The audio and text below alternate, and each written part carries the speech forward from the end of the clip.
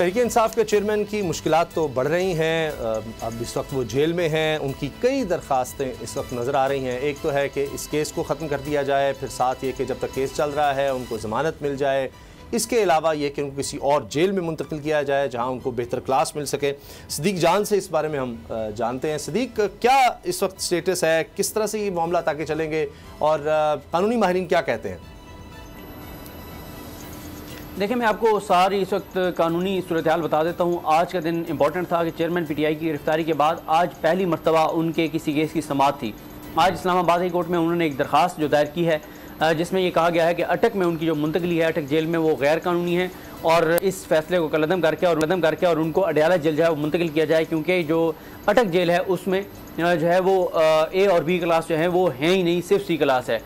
तो इस दरख्वास्त पर एतराज़ात के साथ आज इस दरख्वास्त की समाअत हुई। इस्लामाबाद हाई कोर्ट ने एतराज़ात दूर करते हुए उसको कल समाअत के लिए मुकर्रर किया है और उसमें जो है वो आज जो रिटर्न ऑर्डर आया है उसमें 3 वकला को मिलने की इजाज़त दी गई है, जिसमें शेर अफजल मरवत साहब हैं, उमैर न्याजी साहब हैं और नईम हैदर पंजोता साहब जो हैं। इन तीनों को अलाउ किया गया कि ये जाके मिलें और साथ ही इस्लामाबाद हाई कोर्ट ने अपने रिटर्न ऑर्डर में कहा है कि उनको कानून के मुताबिक जो सहूलियात मिलनी चाहिए वो सहूलियात दी जाएँ। एक तो ये चीज़ हो गई। दूसरा, आज मेन अपील दायर की गई कि ये जो फैसला था तोशाखाना केस का ट्रायल कोर्ट का ये कलअदम किया जाए और उनको बाइज़्ज़त बरी किया जाए।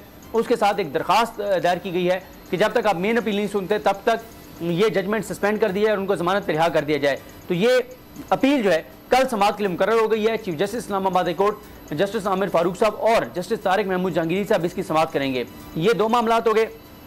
तीसरा मामला है सुप्रीम कोर्ट ऑफ पाकिस्तान में जो इन्होंने इस्लामाबाद हाई कोर्ट का जो फैसला था जिसमें उन्होंने दोबारा जज हुमायूं दिलावर साहब के पास मामला भेजा था और उसको चैलेंज किया था सुप्रीम कोर्ट ऑफ पाकिस्तान में, आज उसको भी नंबर लग गया है।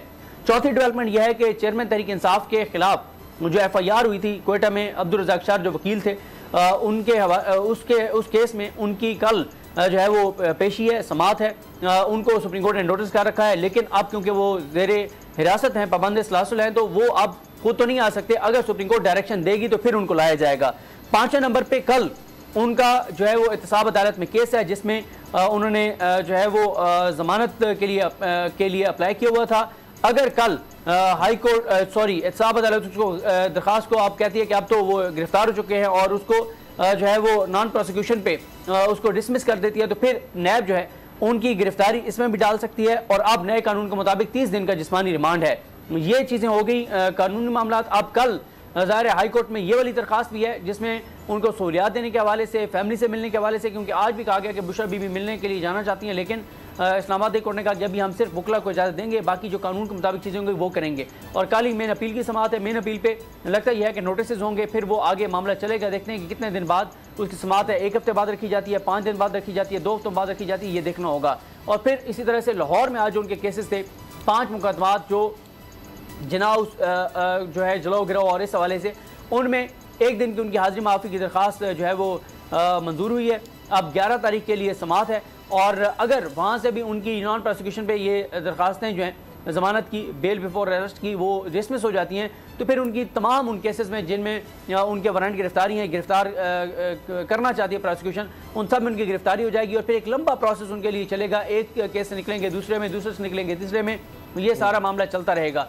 तो ये उनके लिए इस वक्त कानूनी महाज पे ये सूरत हाल है। और साथ ही आज एक बड़ी डेवलपमेंट ये हुई है कि तहरीक इंसाफ की कोर कमेटी ने आज इजलास किया है और उन्होंने एक करारदाद पास किया जिसके मुताबिक यह है कि चेयरमैन पीटीआई जो हैं वो ताहयात चेयरमैन पीटीआई रहेंगे। और साथ ही उन्होंने जो अभी कानून साजी हुई है पार्लियामेंट में, इनको चैलेंज करने का फैसला किया है अदलिया में। और साथ ही जो CCI ने जो नई मरदमशुमारी की मंजूरी दी है, इसको भी चैलेंज करने का फैसला किया गया है। तो ये भी आज की एक बड़ी डेवलपमेंट है। देखते हैं अब कल किस तरह से चीज़ें आगे जो है बढ़ती हैं। अगर आपको ये वीडियो पसंद आई तो सब्सक्राइब करें और बेल पर क्लिक करें। तारीख का अमीन,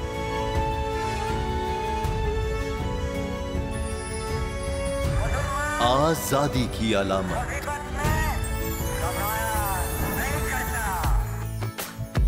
हुस्न का आईनादार, फिक्रो नजरिए की अक्कास, सरफराजी का गवाह, यानी हम सबका निगहबान पाकिस्तान।